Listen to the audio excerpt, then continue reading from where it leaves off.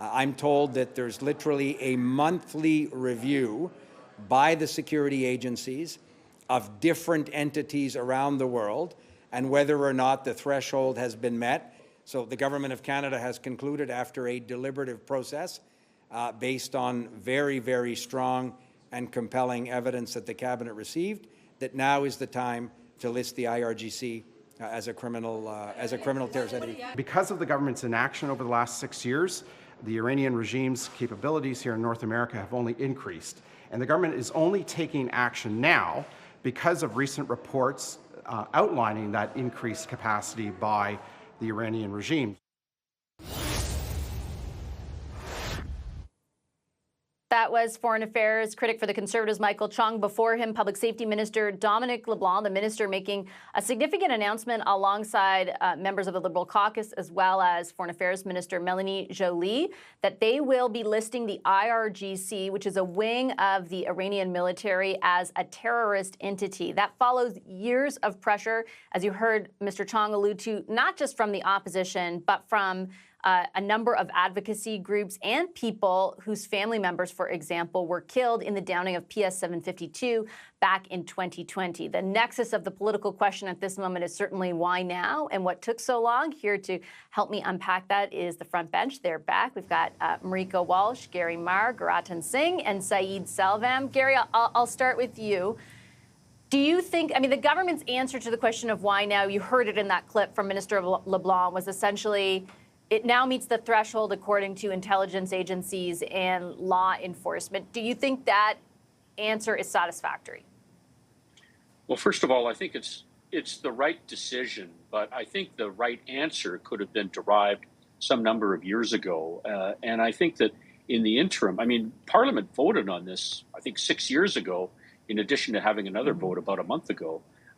Parliament was satisfied that the threshold had been covered 6 years ago, and in the interim, fundraising and recruiting has happened with this terrorist organization happening here in Canada. So credit to the government for making the right decision, but no credit for making it much too slowly. I think that there's been an overcaution on the part of government. It's difficult to know from where we sit what evidence would satisfy the threshold to the satisfaction of the minister. But it does seem to me that there was significant evidence available some time ago, and a decision could have been made quite a while ago, some years ago. One wonders if there's simply a political motivation for making this decision now and delaying it from 6 years ago. Yeah, that's what some of the opposition, to be frank, Gurratan, is suggesting today. Essentially, there are considerations in that by-election that we were talking about in the last segment. I put that question directly to Ali Assasi, a Liberal MP who's long championed this and was standing alongside the minister today. He refuted the idea that was what was happening, but the suggestion is being made. So it's, of course, hard to speculate the timing around this, and hard for us to get into the thought process which led to this designation at this moment.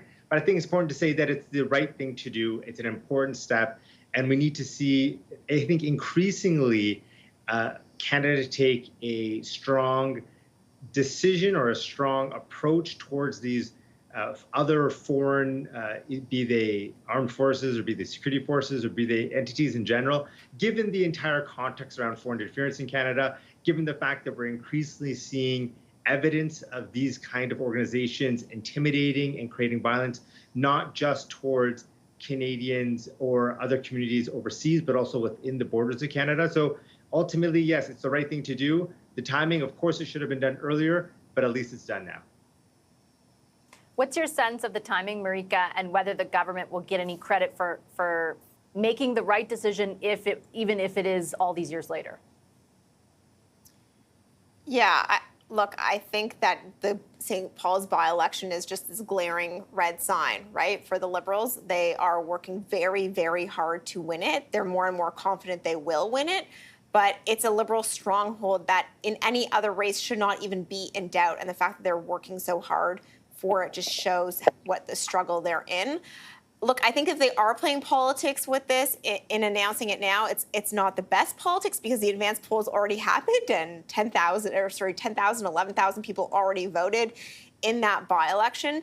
But certainly it's hard to see what else is the motivation for the why now question, because the United States did this, I believe, in 2019. They are our intelligence ally. They're the ones that share a lot of the intelligence with Canada. And so it's really hard to know what else it is. It was very noteworthy that a lot of Jewish groups came out celebrating this, as did the Israeli ambassador. And Toronto St. Paul's has a significant Jewish population. Yeah, I think if it weren't for all the stuff that happened over the last 6 years, it would seem like a wild question to be asking if there's, Saeed, a political motivation to this, because it is very consequential. But because there were all these other events, like the downing of PS 752, which is like hard to overstate how much that impacted Canadian families. Like, they were killed in that, and they determined through their own investigation that the IRGC was responsible. Then there was everything that happened with Mahsa Amini. Two years later, there were protests across this country asking for this very thing to happen. Like, the impetus has been there for a long time, which is why I think under normal circumstances, you probably wouldn't ask the question about whether or not there's political motivation, but today those questions are being raised.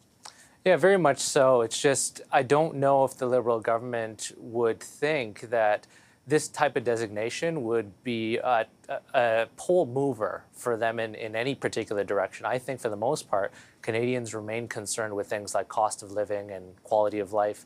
When you look at the downing of the flight, it happened many years ago. So the fact that there was such a delay, of course, raises questions, and rightfully so. I just don't see any sort of political benefit other than the fact that, yes, this does have multi-partisan support and is widely supported across the aisle and in many communities. But if the intention was to move polls even by a small percentage point in their favor as a result of this designation, I just don't think that's realistic. Yeah, I think the insinuation is that it would appease Jewish Canadians in that riding, which comprises a pretty big, chunk of the riding. But that's, I think you're right to point out, like, you don't know if this one thing will do just that. They're upset with the government right now on a host of other things that relate primarily to October 7th. So I do take your point. Let me just switch gears because we have a few minutes left, and I haven't gotten everyone's take on the by-election because we are looking ahead. Gurratan, if I could get your take on the significance of that by-election, do you think anything out of the ordinary could happen? So generally, I adopt the position that has been articulated already, that by-elections are just a moment of time and they don't really impact the general election.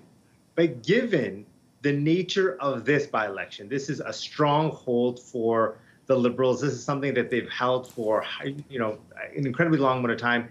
If they were to lose this to the Conservatives, this would be a really big strike to the Liberals. And I think it would demonstrate how much people have fallen out of favor, how much the Liberals have fallen out of favor with Canadians. Marieke, what do you think? I think it was a few months ago you were saying you were looking ahead to this as a real sort of inflection point. You mentioned some of the work they're putting in. Like I was saying last night, I have yet to see a minister who hasn't appeared there. Like, they're pouring all the resources they can into this thing. They are, and I flagged this by-election early on, Vassy, because more important than any vote in the House of Commons this week, this by-election will say a lot about Justin Trudeau's future. I think that if they win, it will be celebrated as a win, whether it's 1 point, 2 points, or the 25 points that Carolyn Bennett won with last time.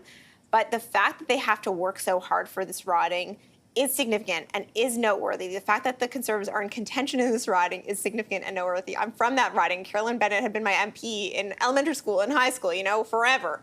And so I think this is significant, and I think that you cannot overstate this one just because of the timing of it, because it comes after almost a year of such bad polling for the Liberals already. I just got 30 seconds left, Gary. Is a win a win a win? Even if the margin is narrow, do you think the Liberals can walk away saying, well, we're heading into the summer with like some jump in our step? Well, I'm not sure that's the lesson that I would draw based on what we heard Sean Casey say and Mr. Housefather and others. Everybody's in sort of working their own ridings right now, fighting for their political lives. So that you win a seat that has been a Liberal seat since, dirt was new, I don't think that that's a big win for the Liberal Party. I think that is, if the Conservatives come even close to winning, that would be a huge indicator of how things look in the rest of the country and the rest of the ridings. And so I think that every single MP is going to the barbecue circuits this summer and they're going to find out just how bad things are or how good they are. But I don't think it'll hinge on this one by-election. All right, I got to leave it on that note. Thanks, everyone. Appreciate it. Saeed Selvam, Gary Mar, Gurratan Singh, and Marieke Walsh, our front bench. More Power Play just ahead.